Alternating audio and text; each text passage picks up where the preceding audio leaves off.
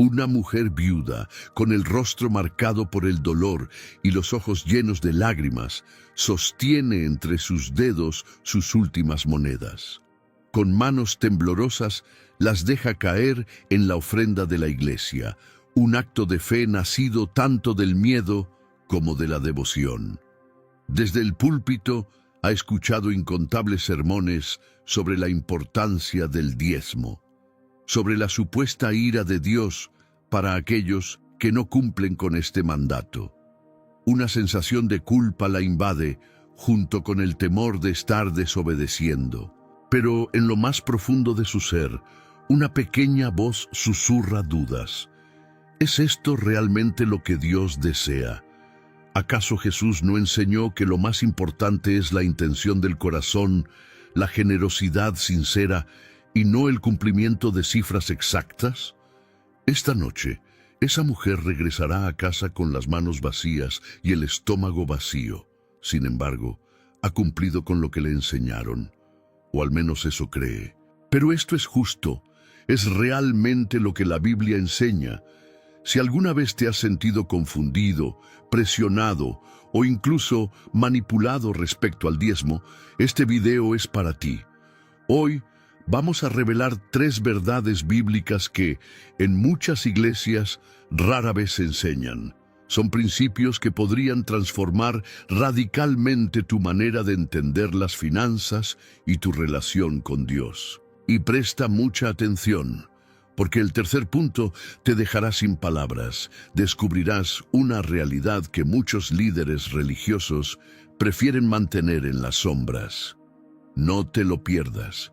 Quédate hasta el final, porque lo que vas a descubrir podría cambiar tu perspectiva para siempre. Y si este contenido te aporta claridad, no olvides apoyar el canal. Dale me gusta, suscríbete y comparte tu opinión en los comentarios. Comencemos explorando la historia del diezmo desde sus raíces, su propósito original y su verdadero contexto en la Biblia. Querido amigo, querida amiga, ¿alguna vez has examinado a fondo los orígenes del diezmo? No nos referimos a lo que comúnmente se dice en las iglesias, sino a lo que realmente enseña la Biblia. A lo largo del tiempo, esta práctica ha sido presentada de manera simplificada, como una obligación, un porcentaje fijo que debe ser entregado sin cuestionamientos. Pero la realidad es mucho más profunda y compleja. Para comprender qué significa el diezmo hoy, debemos viajar al pasado y analizar su origen en las Escrituras. Nuestro recorrido nos lleva a tiempos muy anteriores a la ley de Moisés, a una época en la que los mandamientos que conocemos aún no existían. Nos encontramos con Abraham, considerado el padre de la fe. En el libro de Génesis, capítulo 14, versículos 18 al 20, se relata un episodio clave. Después de obtener una gran victoria militar, Abraham se encuentra con Melquisedec, un enigmático sacerdote del Dios Altísimo. En un acto de reconocimiento, Abraham le entrega la 10ª parte de todo el botín recuperado. Este detalle es fundamental. Observemos bien. Abraham no lo hizo porque estuviera cumpliendo una ley, pues en ese momento la ley aún no existía. Tampoco obedecía una tradición establecida, ya que él mismo estaba dando origen a esta práctica. Lo hizo como un acto de gratitud, un gesto espontáneo para honrar a Dios, reconociendo que la victoria no había sido solo suya, sino que provenía de lo alto. Esto nos revela un aspecto esencial. En su esencia más pura, el diezmo era un acto de adoración y reconocimiento de la soberanía divina. Pero hay otro aspecto interesante en este pasaje. Melquisedec es una figura única en la Biblia. Es mencionado como rey de Salem y sacerdote del Dios Altísimo, pero no se da información sobre su linaje ni sobre cómo llegó a ocupar ese rol. Más adelante, en Hebreos, capítulo 7, el apóstol Pablo lo compara con Cristo, indicando que su sacerdocio es eterno. Esto nos sugiere que el acto de Abraham no solo era una expresión de gratitud, sino que también tenía un significado profético, una sombra de lo que Cristo haría como sumo sacerdote de una nueva alianza. Sin embargo, con el paso del tiempo, el diezmo dejó de ser un acto voluntario y pasó a formar parte de la ley de Moisés. En el libro de Levítico, capítulo 27, versículos del 30 al 34, encontramos instrucciones detalladas sobre su aplicación. Aquí es donde el diezmo adquiere un carácter obligatorio dentro del sistema religioso y social de Israel. Pero, ¿para qué se utilizaba realmente? Contrario a lo que muchos piensan, no se trataba simplemente de financiar un edificio o pagar sueldos. Su propósito iba mucho más allá y estaba profundamente ligado a la justicia y la equidad social. Tenía tres funciones principales. Según Números, capítulo 18, versículos del 21 al 24, el diezmo estaba destinado a la tribu de Leví, quienes no poseían tierras y se dedicaban por completo al servicio del tabernáculo y posteriormente del templo. Esto era crucial porque los levitas no tenían una herencia de tierra como las demás tribus de Israel. En lugar de trabajar la tierra, su trabajo consistía en servir en el templo y enseñar la ley al pueblo. Por ello, Dios estableció que el diezmo del resto de la nación fuera su sustento. En Deuteronomio capítulo 14, versículos del 28 al 29, se menciona un diezmo especial que debía reunirse cada 3 años. Su objetivo era proporcionar sustento a los huérfanos, las viudas y los extranjeros. Era un sistema de apoyo social diseñado para evitar que nadie en la comunidad de Israel cayera en la indigencia extrema. Esto nos muestra que el diezmo no solo tenía una función religiosa, sino también una función social, reflejando el corazón de Dios por los más necesitados. Parte del diezmo se utilizaba para las festividades religiosas. No era simplemente un impuesto, sino una inversión en la vida espiritual y comunitaria del pueblo. Se promovía el gozo, la unidad y el reconocimiento de la provisión divina. En Deuteronomio, capítulo 14, versículos del 22 al 27, se ordena a los israelitas que usen parte del diezmo para celebrar ante la presencia de Dios, disfrutando con sus familias y con los levitas en un ambiente de comunión. Esta instrucción es significativa porque nos muestra que el diezmo no solo tenía un propósito religioso y social, sino también una dimensión de celebración y gratitud. No se trataba de un simple tributo obligatorio, sino de una práctica que fomentaba la comunión entre el pueblo y su Dios. A través de estas festividades, los israelitas recordaban la fidelidad de Dios y reforzaban su identidad como pueblo escogido. Es importante aclarar que el concepto de diezmo en la Biblia no se limitaba a un único 10%. Había diferentes tipos de diezmos: el anual para los levitas, el trienal para los necesitados y otras ofrendas y contribuciones especiales. En total, algunos estudiosos calculan que los diezmos y ofrendas establecidos en la ley mosaica podían sumar entre un 20% y un 23% de los ingresos anuales de un israelita. Esto demuestra que la ley no estaba basada en un porcentaje único y rígido, sino en un sistema de contribuciones diseñado para garantizar el bienestar del pueblo y el mantenimiento del culto. Por lo tanto, lo realmente significativo no era el porcentaje en sí, sino el principio subyacente: reconocer a Dios como la fuente de toda provisión y actuar con generosidad. Este principio se reflejaba en el hecho de que los diezmos no eran simplemente impuestos religiosos, sino herramientas para la redistribución de la riqueza y la promoción de la justicia social. Pero, lamentablemente, con el tiempo, este principio fue distorsionado. En Malaquías, capítulo 3, versículos del 8 al 12, Dios mismo confronta a su pueblo por su negligencia en los diezmos y ofrendas. Sin embargo, la verdadera cuestión no era que Dios necesitara su dinero, sino que su falta de compromiso reflejaba un alejamiento espiritual y una carencia de fe. Este pasaje ha sido utilizado frecuentemente para argumentar que el diezmo sigue siendo una obligación para los creyentes hoy en día. Sin embargo, es importante recordar que el contexto de Malaquías se refiere al pueblo de Israel bajo la ley mosaica. La falta de diezmos significaba un descuido en el sostenimiento del templo y de los levitas, lo cual afectaba directamente el culto a Dios en ese tiempo. Los profetas denunciaron cómo los líderes religiosos abusaban del sistema y cómo el pueblo, en lugar de dar con gratitud, veía el diezmo como una carga. También encontramos en los libros proféticos llamados de atención para que el pueblo no solo cumpla con los rituales, sino que tenga un corazón justo y compasivo. Isaías, en el capítulo 1, versículo 11, expresa que Dios no se complace en sacrificios vacíos, sino van acompañados de justicia. Aquí vemos un patrón recurrente en las Escrituras. Dios no se agrada de los actos religiosos cuando estos se practican sin una transformación genuina del corazón. El cumplimiento externo de normas sin amor ni justicia es inútil.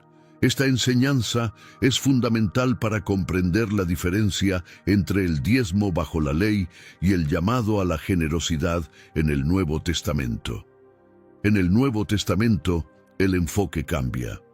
Jesús habla sobre el diezmo en Mateo capítulo 23, versículo 23, pero lo hace para reprender a los fariseos, quienes diezmaban meticulosamente, pero descuidaban la justicia, la misericordia y la fe.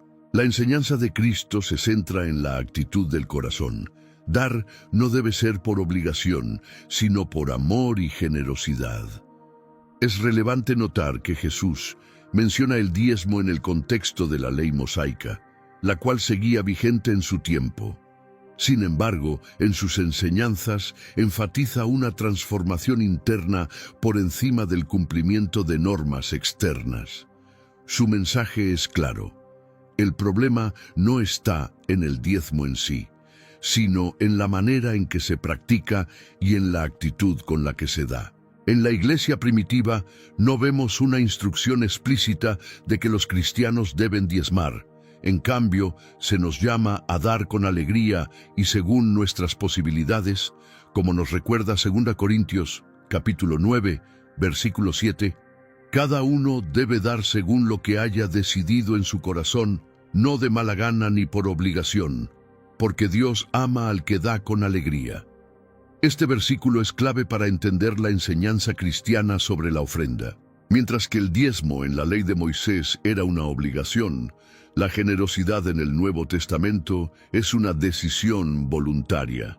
Pablo no establece porcentajes, sino que llama a los creyentes a dar de acuerdo con sus posibilidades y con un corazón dispuesto.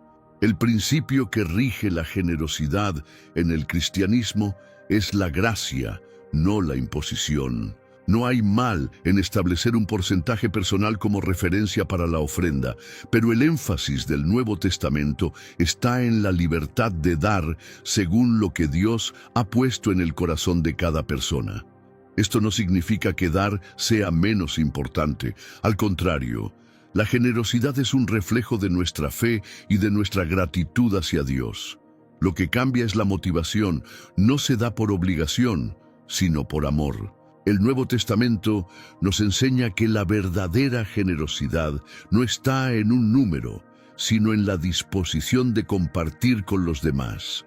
En Hechos, capítulo 4, versículos del 32 al 35, vemos que los primeros cristianos vendían sus bienes y los compartían según la necesidad de cada uno.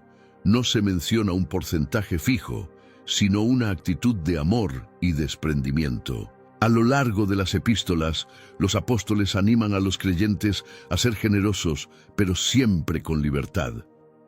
En 1 Timoteo 6, 17, 19, Pablo exhorta a los ricos a ser generosos y a poner su confianza en Dios, no en las riquezas. En Filipenses 4, 18, Describe la ofrenda de los creyentes filipenses como un olor fragante, un sacrificio acepto y agradable a Dios, lo cual nos muestra que dar es un acto de adoración. Así, la enseñanza del Nuevo Testamento sobre las finanzas cristianas se basa en la mayordomía, la generosidad y la fe, no en la obligación de un porcentaje específico. La verdadera pregunta no es ¿cuánto debo dar?, sino ¿cómo puedo glorificar a Dios con lo que tengo? Dios no busca nuestro dinero, sino nuestro corazón. Cuando damos con libertad y amor, reflejamos su carácter y participamos en su obra de manera genuina. El llamado es a dar con gratitud, sabiendo que todo lo que tenemos proviene de Él. Este versículo establece un principio clave. El acto de dar no debe ser una carga impuesta, sino una expresión voluntaria de gratitud y generosidad. Lo importante no es el porcentaje exacto, sino la disposición de apoyar la obra de Dios y ayudar a los necesitados.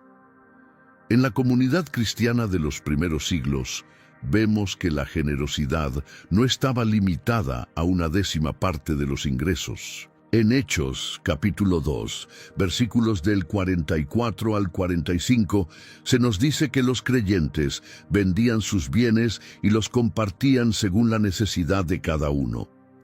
En otras palabras, el espíritu de dar no se basaba en un porcentaje fijo, sino en una entrega total al bienestar de los demás.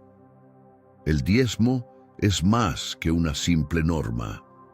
Es un reflejo del reconocimiento de que todo lo que tenemos proviene de Dios. Más que enfocarnos en una cantidad específica, deberíamos preguntarnos, ¿cómo estamos honrando a Dios con nuestros recursos? ¿Estamos siendo generosos con los necesitados? ¿Damos con alegría y gratitud? La generosidad no es solo una cuestión financiera. También involucra nuestro tiempo, nuestros talentos y nuestra disposición para ayudar a los demás. Dar con un corazón sincero es una forma de adorar a Dios y mostrar amor por nuestro prójimo. La verdadera adoración no está en la cantidad, sino en el corazón con el que damos. Muchas veces, las personas pueden caer en la trampa de pensar que cumplir con un diezmo automático las exime de ejercer la justicia y la compasión en otras áreas de su vida. Sin embargo, la Escritura nos enseña que Dios valora más un corazón compasivo y generoso que una simple acción mecánica de dar. No es la cantidad lo que define nuestra relación con Dios, sino la actitud con la que lo hacemos. Este es el panorama que nos ofrece el Antiguo Testamento, un diezmo con un propósito noble, diseñado para garantizar el bienestar de todos y fomentar una comunidad justa. Pero, al mismo tiempo, también vemos cómo esta práctica podía ser tergiversada, utilizada con fines distintos a los que Dios había establecido. En el tiempo de los profetas se denunció repetidamente el abuso de los líderes religiosos, quienes se enriquecían a costa del pueblo y exigían contribuciones sin preocuparse por el bienestar de los más vulnerables.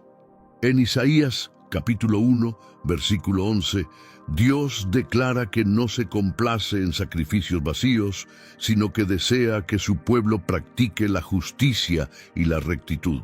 Y esto nos lleva a la gran pregunta, ¿qué dijo Jesús sobre el diezmo?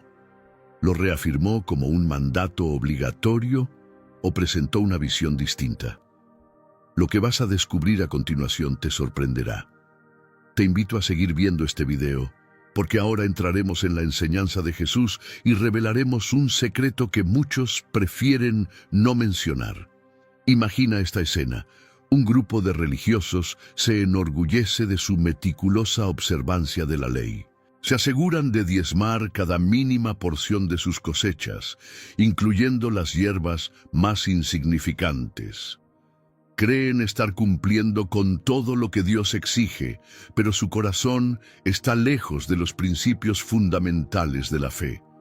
Jesús los confronta con palabras directas y contundentes. En Mateo capítulo 23, versículo 23, declara: «Ay de ustedes, escribas y fariseos hipócritas, porque dan el diezmo de la menta, el eneldo y el comino, pero han descuidado lo más importante de la ley, la justicia, la misericordia y la fe». Esto era necesario hacer sin dejar de hacer aquello. Observa con atención. Jesús no está condenando el diezmo en sí. No dice que sea incorrecto, pero deja en claro que hay cosas mucho más importantes. La justicia, la compasión y la fe deberían estar por encima de cualquier norma externa. Sin estos pilares, cualquier práctica religiosa pierde su verdadero propósito. Los fariseos eran extremadamente minuciosos con los detalles más pequeños de la ley, hasta el punto de contar hojas de hierbas para asegurarse de dar la 10ª parte exacta. Sin embargo, al mismo tiempo, ignoraban lo esencial: la ayuda al necesitado, la compasión hacia el prójimo, la verdadera conexión con Dios. Se aferraban a la forma y olvidaban el fondo. Jesús, en numerosas ocasiones, expuso esta hipocresía y mostró que Dios no se agrada de rituales vacíos, sino de corazones sinceros y comprometidos con su justicia. Y esta, querido amigo, querida amiga, es una lección vital para nosotros hoy. ¿De qué sirve cumplir con una norma externa si nuestro corazón está lleno de egoísmo? ¿De qué sirve entregar una parte de nuestras ganancias si seguimos siendo indiferentes al dolor de los demás? En la parábola del buen samaritano, Jesús dejó claro que la verdadera fe se demuestra en el amor al prójimo, más que en el cumplimiento de reglas externas. Jesús nos llama a algo más profundo, una transformación interna, una fe viva que no se basa solo en reglas, sino en amor genuino por Dios y por los demás. El verdadero propósito de la enseñanza de Jesús era llevar a las personas a una relación auténtica con Dios, basada en la misericordia y la compasión. El Evangelio de Lucas, en el capítulo 11, versículo 42, refuerza esta misma idea. Jesús denuncia nuevamente a los fariseos con palabras similares. «Ay de ustedes, fariseos, porque diezman la menta, la ruda y toda hortaliza, pero pasan por alto la justicia y el amor de Dios». Esto era necesario hacer, sin dejar de hacer aquello. La clave de este mensaje está en la prioridad. Jesús no está prohibiendo el diezmo, pero lo está colocando en el lugar correcto. No debe ser el centro de la fe ni un requisito mecánico que sustituya la verdadera espiritualidad.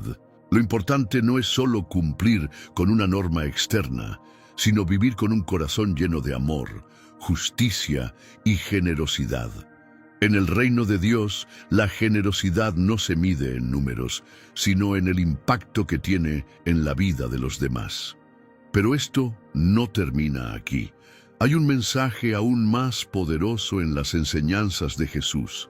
En Lucas, capítulo 18, versículos del 9 al 14, encontramos una parábola que lo deja todo en evidencia. 2 hombres subieron al templo a orar. Uno era un fariseo y el otro un publicano. El fariseo, de pie, oraba consigo mismo de la siguiente manera: «Dios, te doy gracias porque no soy como los demás hombres, ladrones, injustos, adúlteros, ni siquiera como este publicano. Ayuno 2 veces a la semana y doy el diezmo de todo lo que gano». Pero el publicano, estando lejos, ni siquiera quería levantar los ojos al cielo, sino que se golpeaba el pecho diciendo: «Dios, ten misericordia de mí, pecador». Jesús concluye la historia con una enseñanza impactante. Les digo que este último, y no el otro, volvió a su casa justificado delante de Dios, porque todo el que se enaltece será humillado, y el que se humilla será enaltecido. ¿Qué nos muestra esta parábola? Que no se trata de lo que damos ni de cuánto damos, sino de la actitud de nuestro corazón.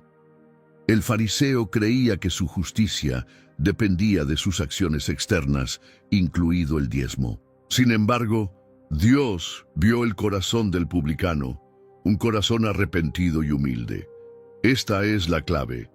Dios no está buscando personas que simplemente cumplan con un requisito, sino personas con corazones transformados, llenos de amor y misericordia.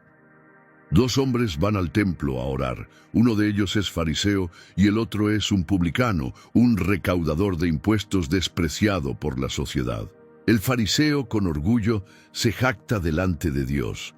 Te doy gracias porque no soy como los demás hombres, ladrones, injustos, adúlteros, ni como este publicano.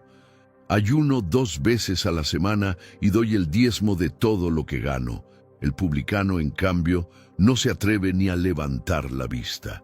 Golpeándose el pecho con humildad, clama: Dios, ten piedad de mí, que soy pecador. Jesús concluye la parábola con una revelación impactante.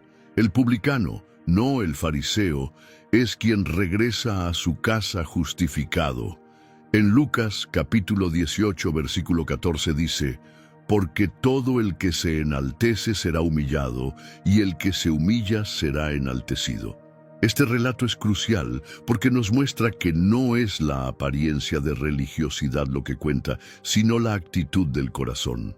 El fariseo estaba convencido de que sus prácticas lo hacían superior, pero su orgullo lo alejaba de Dios. Mientras tanto, el publicano, a pesar de su vida llena de errores, encontró gracia porque reconoció su necesidad de misericordia. Esto nos enseña que no basta con cumplir externamente un mandato religioso, sino que es fundamental que nuestro corazón esté en la posición correcta delante de Dios. Jesús criticó duramente la hipocresía de aquellos que confiaban en sus obras como una garantía de justificación, mientras descuidaban lo más importante: la humildad y el reconocimiento de la necesidad de Dios.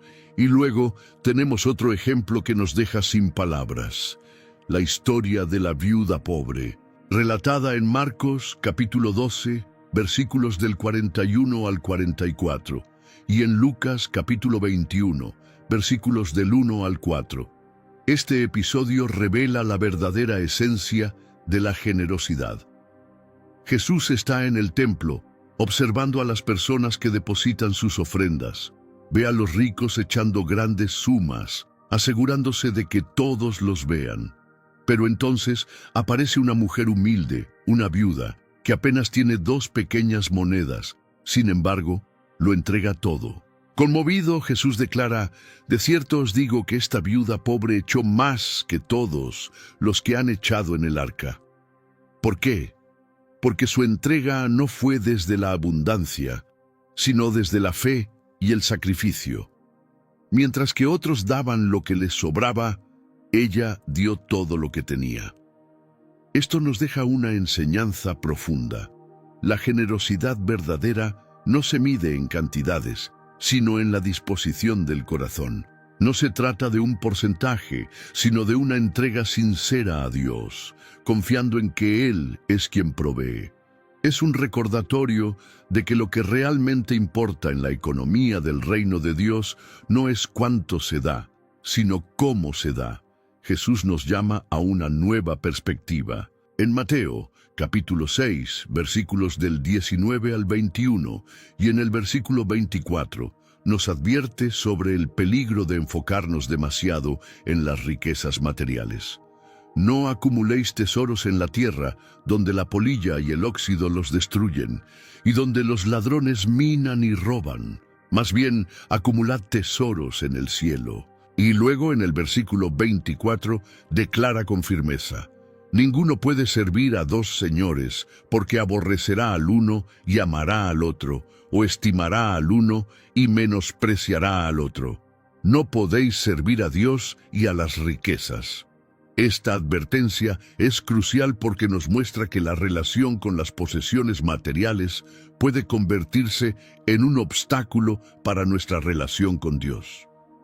Si el dinero ocupa el primer lugar en nuestro corazón, desplazará a Dios. No se trata de que sea malo tener bienes, sino de que estos no deben gobernarnos ni definir nuestra identidad. El segundo secreto que estamos revelando hoy es poderoso. Jesús priorizó el corazón sobre el porcentaje, la generosidad sobre la obligación y la confianza en Dios sobre la acumulación de riquezas. En el Nuevo Testamento, la generosidad no se limita a una cifra específica. En Hechos capítulo 4, versículos del 32 al 35, se describe cómo los primeros cristianos vendían sus propiedades y compartían lo que tenían para que nadie pasara necesidad. Esto nos muestra que el principio de dar en la iglesia primitiva iba mucho más allá de un porcentaje, era una expresión radical de amor y solidaridad. La respuesta, querido amigo, querida amiga, es un rotundo no. Y aquí es donde muchas personas se sorprenden. Si analizamos con detenimiento las cartas del apóstol Pablo, las epístolas de Pedro o las enseñanzas de Juan, no encontraremos un solo mandamiento que ordene a los cristianos entregar obligatoriamente el 10% de sus ingresos. Ninguno. En cambio, encontramos principios que enfatizan la generosidad, la alegría en dar y la sensibilidad hacia las necesidades de los demás. En 2 Corintios capítulo 8, versículo 12, Pablo dice: porque si hay voluntad dispuesta, será aceptada según lo que uno tiene, no según lo que no tiene. Y en 2 Corintios capítulo 9, versículos del 6 al 8, añade: el que siembra escasamente, también segará escasamente. Y el que siembra generosamente, generosamente también segará. Cada uno dé como propuso en su corazón, no con tristeza ni por obligación, porque Dios ama al dador alegre. Este pasaje confirma que la generosidad en la iglesia cristiana no está definida por un porcentaje obligatorio, sino por una decisión personal basada en el amor y la fe. No es cuestión de dar por presión, sino de hacerlo con gozo y con un corazón sincero. Entonces, si el diezmo como mandato no se encuentra en las enseñanzas del Nuevo Testamento, ¿qué significa esto para nosotros hoy? Significa que, en lugar de ver la ofrenda como una carga o un requisito legalista, debemos verla como una oportunidad para participar en la obra de Dios con gratitud. Cada creyente es llamado a contribuir de manera libre y voluntaria, con la convicción de que su generosidad tiene un impacto en el reino de Dios. El diezmo en la era de la gracia no es una obligación impuesta, sino un principio que nos invita a reflexionar sobre nuestra relación con Dios y con los bienes materiales. Es una invitación a confiar en la provisión divina y a participar con alegría en el bienestar de la comunidad.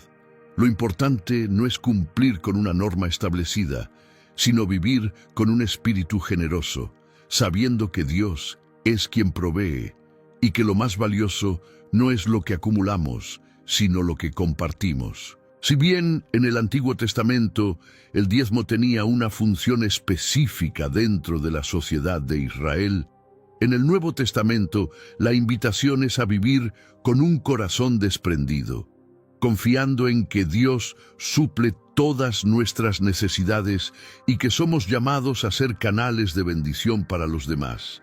Así, la enseñanza de Jesús nos lleva a una comprensión más profunda de lo que significa dar, no como un requisito impuesto, sino como un acto de amor, fe y adoración. Lo que sí encontramos una y otra vez es un fuerte énfasis en la ofrenda voluntaria, en la generosidad nacida del amor y la gratitud, no de la obligación. El apóstol Pablo dedica 2 capítulos completos en su segunda carta a los Corintios, capítulos 8 y 9, a explicar el principio de la ofrenda. Y es fascinante notar el lenguaje que utiliza. Pablo no habla de imposición, sino de gracia. No menciona un porcentaje, sino una actitud generosa. No lo presenta como una ley inquebrantable, sino como una oportunidad para bendecir y ser bendecido. En 2 Corintios 9:7 encontramos una clave fundamental. Cada uno dé como propuso en su corazón, no con tristeza ni por obligación, porque Dios ama al dador alegre. Este versículo cambia por completo la perspectiva. No se trata de entregar dinero por miedo a ser castigado, ni de cumplir una regla para ganar el favor de Dios. La verdadera ofrenda es un acto de libertad, un reflejo del amor y la gratitud que sentimos. Pablo no está en contra de dar, al contrario, promueve la generosidad con pasión, pero deja claro que su base es el amor, no un mandato impuesto por la ley. Más adelante, en 1 Corintios 16:2, Pablo da una instrucción práctica sobre la ofrenda. Cada primer día de la semana, cada uno de vosotros aparte algo, según haya prosperado. ¿Notas lo que dice? No menciona un porcentaje fijo. En su lugar, establece un principio flexible, según haya prosperado. Esto significa que si Dios te ha bendecido en abundancia, puedes dar con generosidad.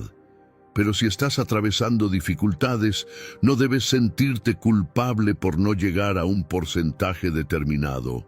Esto nos muestra que la verdadera enseñanza del Nuevo Testamento sobre las finanzas cristianas no es una imposición matemática, sino una cuestión de corazón y conciencia. La generosidad no debe ser vista como un mecanismo para recibir más bendiciones, sino como una respuesta natural al amor de Dios.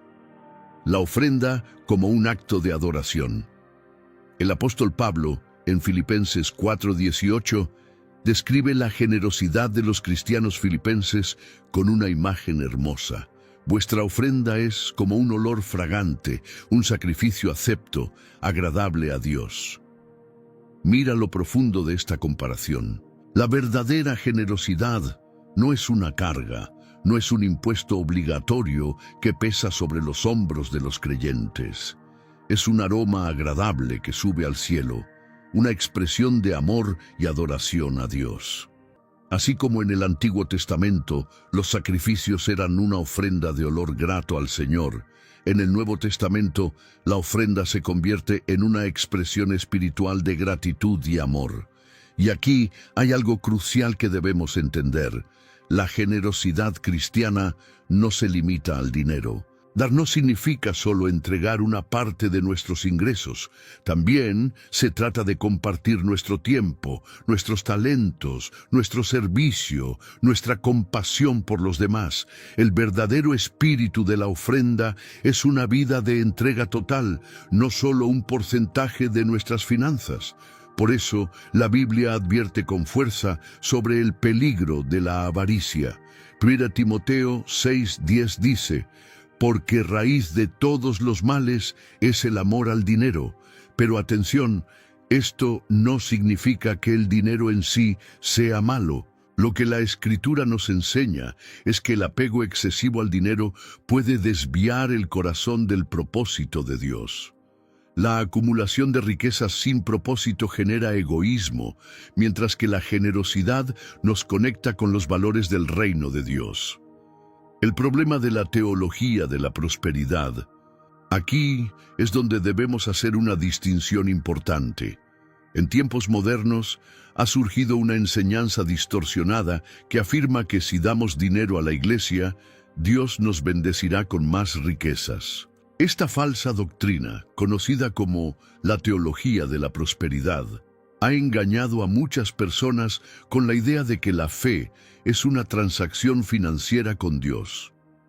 Esta enseñanza manipula las Escrituras, prometiendo recompensas materiales a cambio de donaciones, lo cual no es el mensaje bíblico.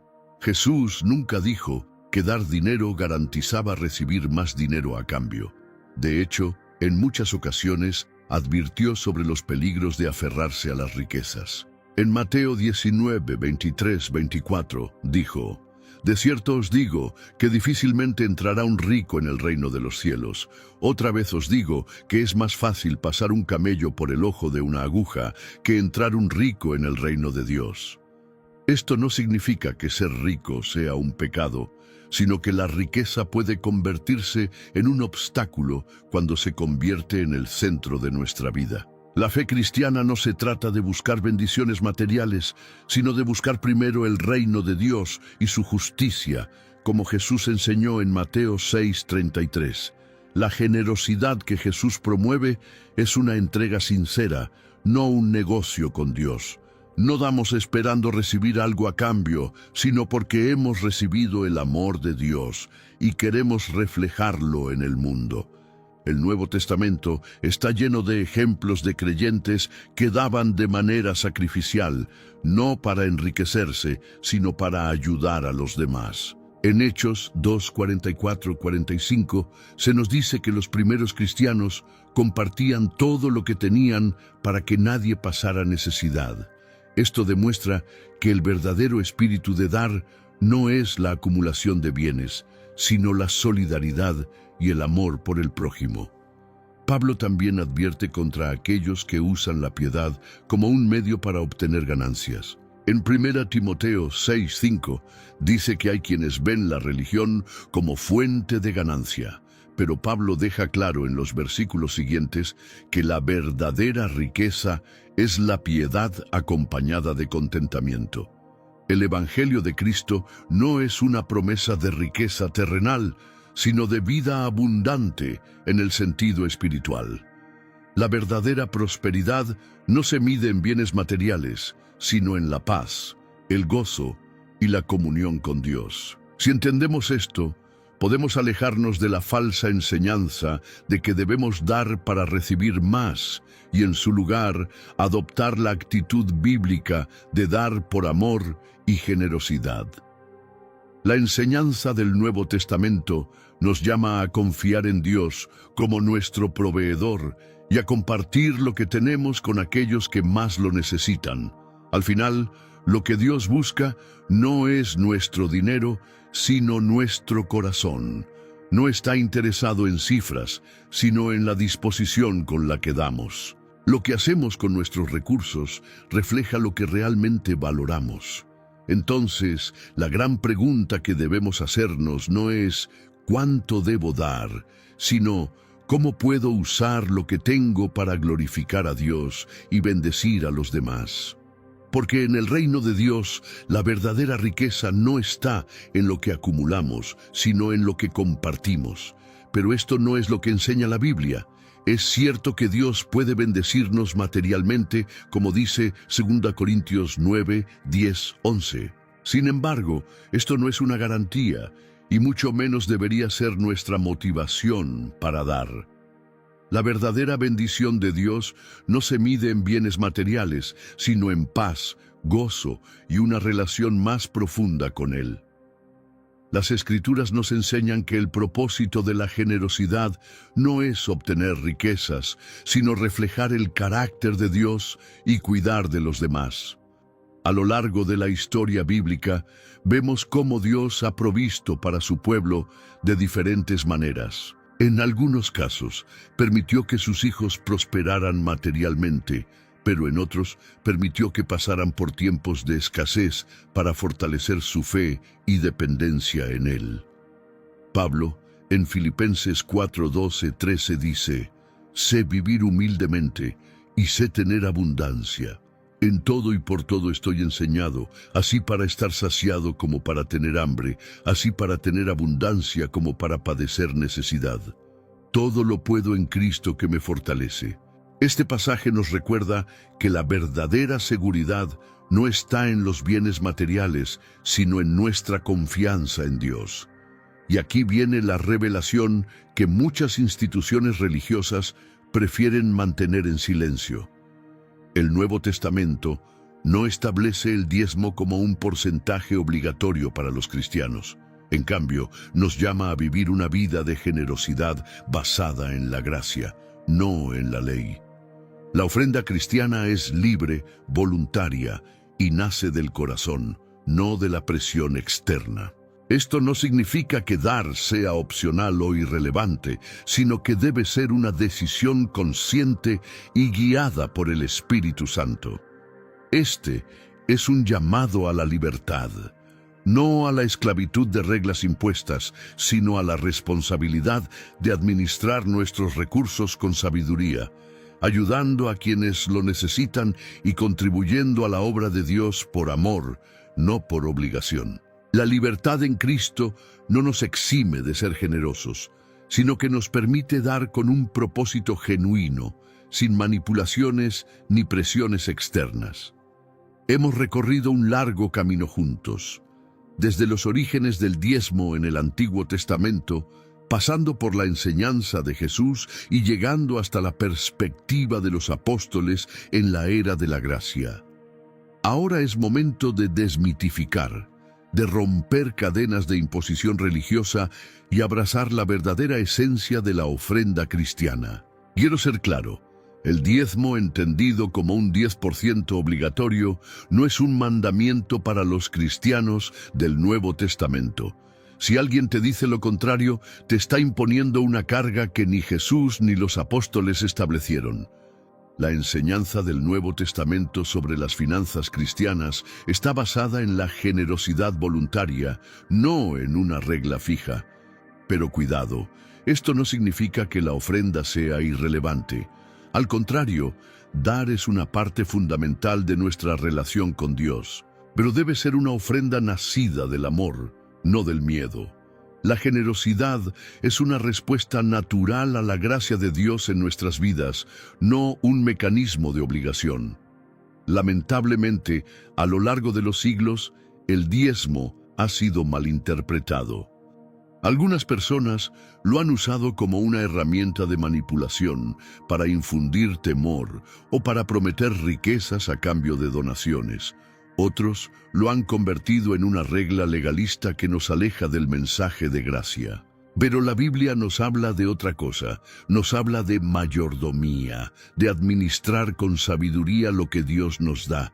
Nos habla de compasión, de compartir con los necesitados. Nos habla de confianza, de creer que Dios suplirá nuestras necesidades. Nos muestra que dar no es solo cuestión de dinero, sino de disposición y amor. Entonces, ¿cómo debemos ofrendar? Con oración. Pídele a Dios dirección sobre cuánto y cómo debes dar. No te guíes por la presión de otros, sino por su voz. La generosidad es un asunto entre tú y Dios, y debe ser guiada por el Espíritu Santo, con sabiduría. No des de manera impulsiva. Organiza tus finanzas y haz de la generosidad un hábito, no un evento ocasional. El apóstol Pablo enseñó la importancia de planificar la ofrenda. 1 Corintios 16:2, lo que muestra que dar debe ser intencional y responsable. Con alegría. No des por miedo ni por obligación. Hazlo con gratitud, sabiendo que todo lo que tienes proviene de Dios. Como dice 2 Corintios 9:7, Dios ama al dador alegre. Si damos con alegría, reflejamos la confianza en la provisión divina y la gratitud por sus bendiciones. Con fe. Confía en que Dios suplirá lo que necesitas. La verdadera bendición no es recibir dinero a cambio, sino ver cómo nuestro corazón cambia y nuestra relación con Dios se fortalece. La fe nos lleva a dar sin temor, confiando en que Dios conoce nuestras necesidades y es fiel para proveer. El Nuevo Testamento nos enseña que la generosidad es una actitud de vida. En Hechos 20:35, Pablo recuerda las palabras de Jesús: «Más bienaventurado es dar que recibir». Esto nos muestra que el gozo verdadero está en la disposición de compartir con los demás. Querido hermano, querida hermana, te invito a vivir la libertad de la gracia, a dejar atrás las cargas impuestas y abrazar la verdadera generosidad cristiana. Cuando damos con el corazón correcto, reflejamos el carácter de Dios y participamos en su obra de amor y justicia en el mundo. Si este video te ha sido útil, suscríbete, dale like y comparte tu experiencia en los comentarios. Que Dios te bendiga abundantemente.